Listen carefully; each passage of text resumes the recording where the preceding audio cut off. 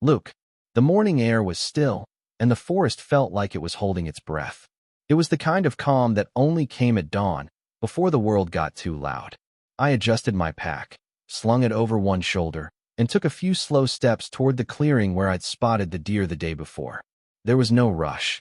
This was the part of my job I actually liked, the quiet, the waiting, the patience. It wasn't just about the animals. It was about being in it, breathing in the wildness, letting everything settle down for a bit. The tree was right in front of me, tall and sturdy, just begging to be climbed. It wasn't much of a climb, more of a careful scramble, but I liked it this way, simple. I took my time, finding the right footholds, then pulled myself up with practiced ease. Once I was perched among the branches, I settled in, adjusting my position so I could get a clear view of the clearing below.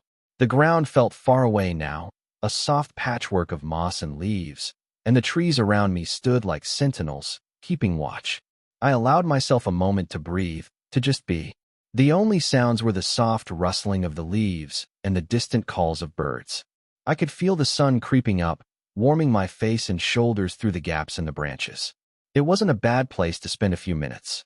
I kept my eyes on the clearing, scanning for any movement. It was slow work, but I wasn't in any hurry. The stillness suited me. Every so often, a bird would swoop past, its wings slicing through the air in a graceful arc.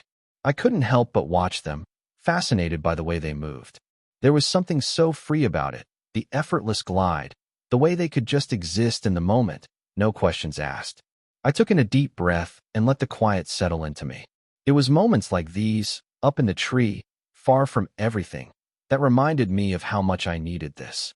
The mountains, the woods, the solitude.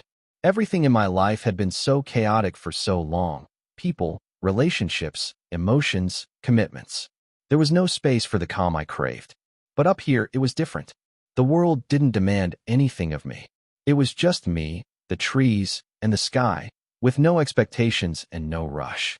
I blinked, coming back to the task at hand. A deer might wander through any minute, but if it didn't matter. I was fine with that. I was fine with the quiet. I heard a twig snap in the distance, and I froze, letting my breath slow.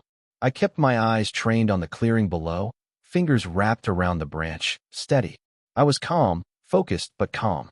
If the deer came, they'd come. If they didn't, it was okay. The world was in perfect balance, whether it was deer-filled or not.